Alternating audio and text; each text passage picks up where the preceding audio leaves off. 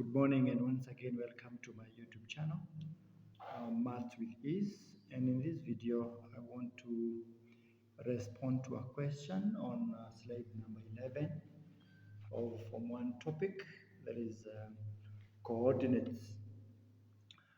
And in this video, I want us to learn how to construct graph and use the graph to answer the questions that follow. In this question, we are given the table of in an experiment, the square root of length of and the corresponding periods were determined in an experiment, and the table below gives the results. So we can see the square root of length, and we can see the periods of the swing of a pendulum. And this table is given, and the first question is draw the graph of t, which is period, against the square root of length. T against the t comes on the y-axis, and now the square root of length comes on the y-axis, on the x-axis. The time comes on the y-axis, and the square root of length comes on the x-axis. Yes, we have been able to calibrate or to give a scale. Every 2 centimeter along the x-axis is equivalent to 0.1 units. And every 1 centimeter on the y-axis is equivalent to 0.1 units. So the scales are different.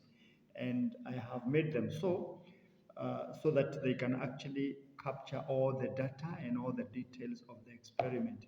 Because you can see from the table that the square root stretches all the way from 0.3 to 0.9, not so much, but the period, which is t, stretches all the way from 0.63 to 1.78, which is quite a stretch. And therefore, we now get down to plotting the graph. And I would want to say, when the square root of length is 0.32 and we run to the x-axis, the period is 0.63, and let us locate that point, 0.32, 0.36.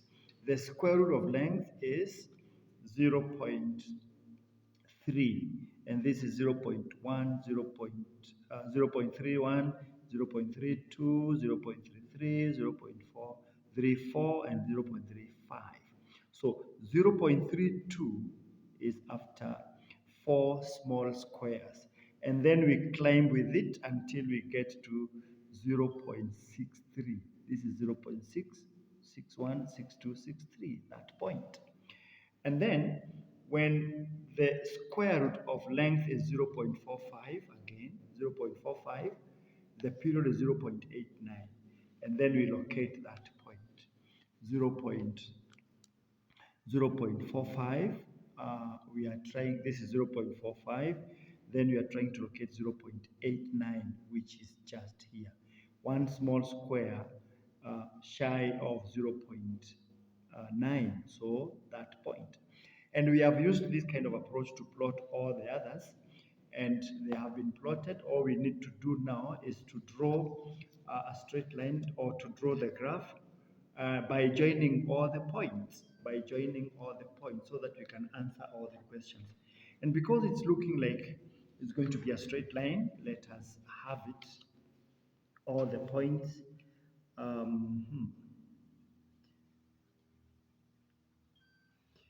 Let's first of all go to the very last one, 0.89, 0.85, 0.89, we have 1.78. 0.89, we have 1.78 along the y-axis. So 0.89, so 81, 82, 85 rather, 86, 87, 85, 86, 87, 88, 89, that point. And then we climb all the way to 1.78 there. 1.78. Then we can use all those points to construct a linear kind of graph or the line of best fit. Remember, this is an experiment. All point must not lie on a straight line. But let's see. Our graph looks like this. Our graph looks like this, joining most of the points and practically passing through the origin, joining most of the points and practically passing through the origin 0, 0. So you can see that is now our graph. And we have been able now to draw the graph, and let us go straight to answering the questions. And part A, draw the graph of t against square root of length, which we have done. Part B, from the graph, 1, find the period of swing if the square root of length is 0.73. If the square root of length is 0.73, what is the period of swing? So we have to locate 0.73, 0.71, 0.72, and 0.73. And we have to climb with that line until we meet the graph. Let us draw a straight line climbing up until we meet our graph. And there we are. We now need to draw or to construct a very good straight line graph. There you go. There you go. A very good straight line graph. And the moment you get to the graph, then we can construct a very good straight line that stretches to the y-axis to determine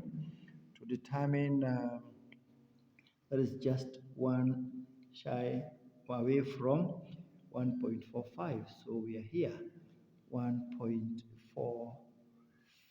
Let us construct that graph again. That's a very straight line which meets the y-axis so that we can have a proper reading. There we go, a straight line, very straight line. And for the square root of 0.73, as you can see, this is our 0.73. What is our period? Our period is 1.44. This period is 1.44. That period is 1.44. And the part B part 1 is answered, 1.44. And that is the T. There you go. Part 2, find the square root of length if the period of the swing is 1.65. 1.65. We need to locate 1.65, which is over here. 1.65. There you go, 1.65. And then we draw a very good straight line to the graph. And then we drop with it down. It's having some 3. There you go. Yes, exactly. There you go. We have something like that.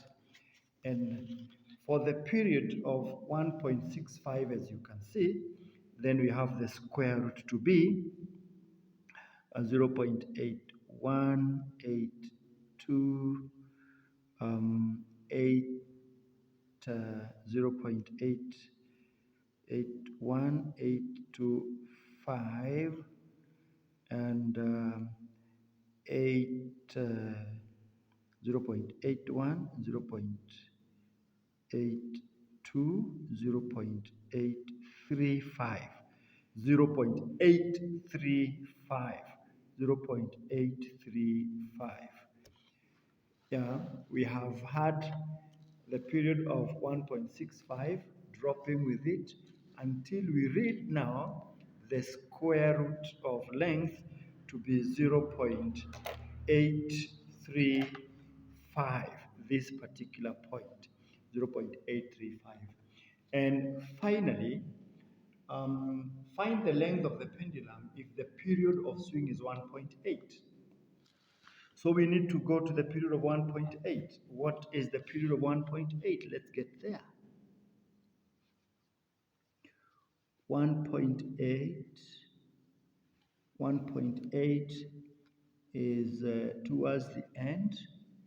1.8 is towards the end, and there we go. We draw a straight line joining the graph, and after we touch the graph, which is basically outside our calibration, then we can drop down here. We can drop down here and have a very straight line here, assuming that it meets our graph at this particular point. Let's say it meets this graph at 0.991. 0.91. So when the find the length of the pendulum if the period of the swing is 1.8. So let's just work it out. The period is 1.8, and the square root of the length is um, 0.91. So what is the length? For us to get the length, we just have to square that part, and this side is 0.91 squared, which is 0.91 squared, which is 0.8281. That is the answer to part C question, and there you go. You just need to make L the subject of the formula, and because we are having the square root of L, then to get the L, you simply square the L, the square root of L, to get the L, which is 0.91 squared, and that is the length of the pendulum. Yes, it's a long question, good one, interpretation, starting with the table, then constructing the graph, calibrating, and answering questions from the graph. Thank you, and let us walk together in this journey of mathematics.